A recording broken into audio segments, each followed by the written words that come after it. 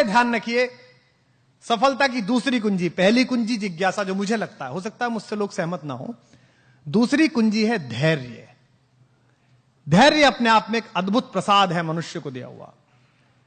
अगर पहला पत्थर जिस समय दशरथ मांझी ने उस पर्वत पे मारा तो लोग उस पर हंसे, लेकिन उसने धैर्यपूर्वक 20 साल पत्थर मारा तो पहाड़ को रास्ता छोड़ के खड़ा होना पड़ा कि तू आदमी है, तू जीत गया, जा। और मैं मानस भवन में खड़ा हूं, मैं फिर वहीं पर आता हूं, रामचरितमानस पढ़िए अपनी दादी के पास बैठ के, अपने दादा के पास बैठ के। राम का धैर्य देखिए।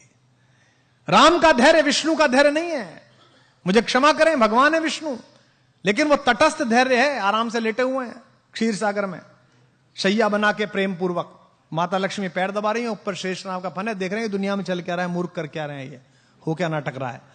राम का धैर्य तो जीवित रहते हुए उसी व्यवस्था का धैर्य है। राम को प्रोवोक करने की एक हरकत दुनिया नहीं छोड़ी। पुत्र के रूप में सोचिए वो लड़का कैसा होगा, वो व्यक्ति कैसा होगा जिसका राज्याभिषेक होना जा रहा है और एक सेकंड में पता चला कि वन चलो कपड़े उतारो, अब ये वलकल पहनो, पत्नी को लो और निकलो। कितना कठिन समय।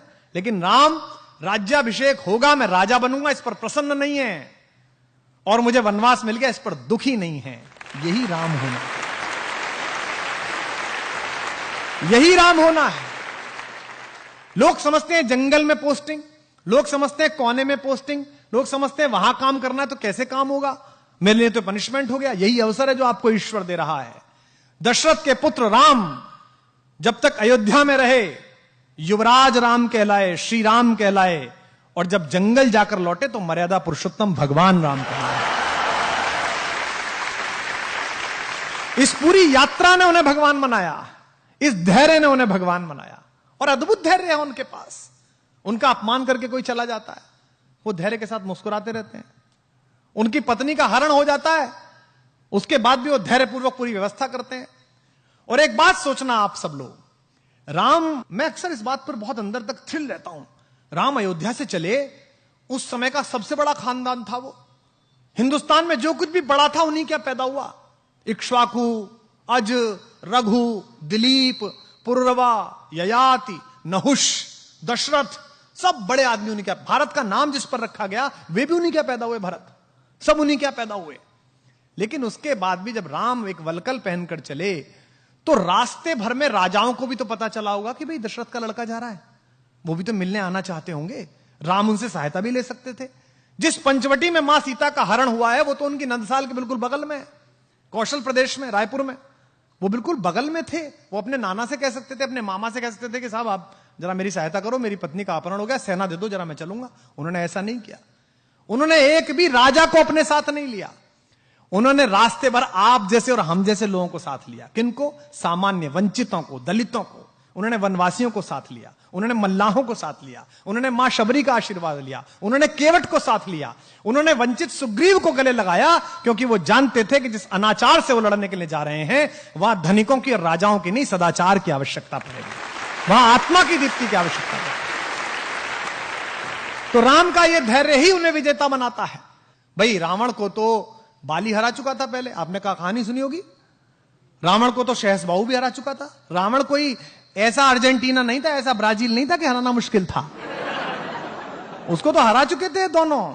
बाली तो उसको अपने बगल में दबाकर और उसने किले की दीवार का चक्कर लगा दिया था बाली ने। जब हनुमान को बांधा है और हनुमान से रावण ने कहा कि तू मुझे जानता नहीं मैं कौन हूं, तो हनुमान ने क्या कहा? हाँ जानता हूं, वो बाली वाला, मैंने सुना था आपकी लड़ाई बहुत, परिचय मेरा आपसे। हनुमान ने क्यों कहा? ताकि उसका कॉन्फिडेंस लूज हो। लेकिन भगवान जब बाली और सुग्रीव के जनपद में पहुंचे तो उन्होंने बाली का साथ नहीं दिया, उन्होंने वंचित को चुना। वो उसके साथ खड़े रहे जिसका अधिकार छीना गया, जिसका राज्य छीना गया, जिसकी पत्नी तारा का बलात् अपहरण किया गया है, और उन्होंने बाली का वध किया। जबकि बाली भी उनका प्रशंसक था, उनका भक्त था। मरते समय बाण लगने के बाद प्रणाम की मुद्रा में बाली ने पूछा है भगवान से, मैं बैरी सुग्रीव प्यारा, अवगुण कवन नाथ मुहि मारा। मैं बैरी हो गया, सुग्रीव आपका प्यारा हो गया, मुझ में ऐसा कौन अवगुण था मुझे मार दिया?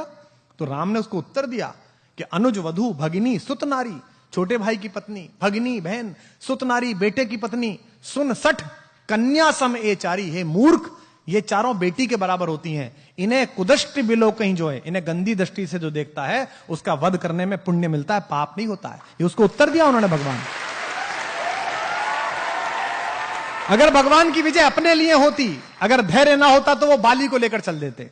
बाली हरा चुका था, उन्होंने कहा नहीं बाली तू नहीं चाहिए, तू नालायक है, तूने इस छोटे भाई को मारा है, इसकी पत्नी का हरण किया, मैं तेरा तो वध करूंगा, ये वंचित है, इसे लेके चलूंगा।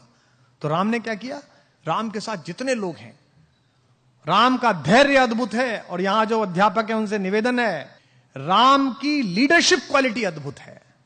राम ऐसे ही राम नहीं बने हैं। मत पढ़िए हिंदू होकर, इस परिसर में बहुत सारे इस्लाम मतावलंबी हमारे दोस्त बैठे होंगे और किसी जाति धर्म के लोग बैठे होंगे, कहानी की तरह पढ़िए और फिर देखिए कि राम जैसा लीडर कहीं नहीं है। वो उस व्यक्ति की क्वालिटी को डेवलप करते हैं, उसे इंस्ट्रक्ट नहीं करते। उन्होंने सुग्रीव की क्वालिटी को डेवलप किया। एक ऐसा डिप्रेस आदमी जिसकी पत्नी का हरण हो गया, जिसका राज्य छीन लिया गया, भाई ने लात मार के भगा दिया, उसको उन्होंने कल्टीवेट किया और सुग्रीव महारथी के रूप में बना। और उस युद्ध में सुग्रीव की महत्वपूर्ण भूमिका रही। जिस समय हनुमान लंका के लिए रवाना हुए, आप रामचरितमानस पढ़िए, अध्यात्म रामायण पढ़िए, श्रीमद् वाल्मीकि रामायण पढ़िए, कम्मन की रामायण पढ़िए, कहीं नहीं लिखा हुआ कि उन्होंने हनुमान से क्या कहा कि तुम क्या करना। आज हम कितने फ्रस्ट्रेटेड हैं।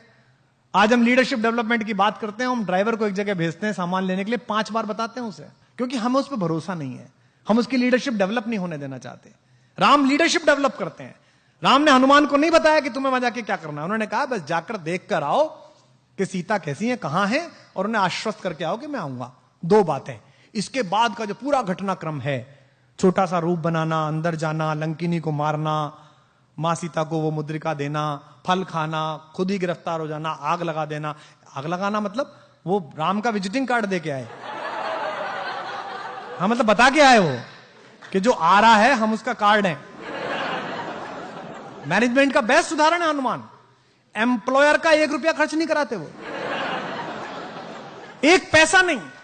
भगवान ने कहा कि वहां जाओ, खुद ही टेक ऑफ, खुद ही लैंडिंग, और सारा पैसा हनुमान का, उसका रावण का। भाई हनुमान जबरदस्ती गिरफ्तार हुए स्वयं में देखने के लिए कि कौन है, तो कहा गया भाई इसकी बानर को पूंछ से बहुत प्यार होता है, इसकी पूंछ पे कपड़ा बांध दो। कपड़ा किसका? रावण का। बोले इस पे तेल लगाओ, तेल किसका? रावण का। जली किसकी?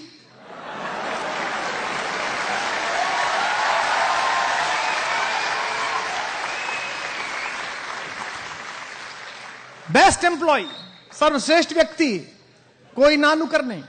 भगवान राम के जीवन में जो 2 कठिन समय आए, उन दोनों में उन्होंने ही पार लगाई। उनसे कहा गया कि भाई मेरा भाई ये बीमार है, सोचो राम पर कैसी बीती होगी। भगवान राम के जीवन का सबसे कठिन रात वो है जब उनके भाई को मूर्छा आई। उस रात राम कितने भी ईश्वर हो, मनुष्य रूप में जी रहे थे, मन में ये तो आई होगी यार अयोध्या जाके क्या कहूंगा, पत्नी कहां अपहरण हो गया, भाई कहां युद्ध में मारा गया। ऐसे समय में हनुमान काम आए और हनुमान गए, वहां कंफ्यूजन हो गया कि कौन सी संजीवनी बूटी, मेडिकल स्टोरी ले आए पूरा। बोले भाई इसमें से देख लो कौन सी है। तो 2 बातें हुई, पहली हुई जिज्ञासा, दूसरी हुई धैर्य, तीसरी हुई आपको क्राफ्ट करने वाले लोगों में कि आप लीडरशिप डेवलप करें, आपके अंदर नेतृत्व की क्षमता डेवलप हो। और नेतृत्व की क्षमता का शिक्षा से कोई मतलब नहीं है।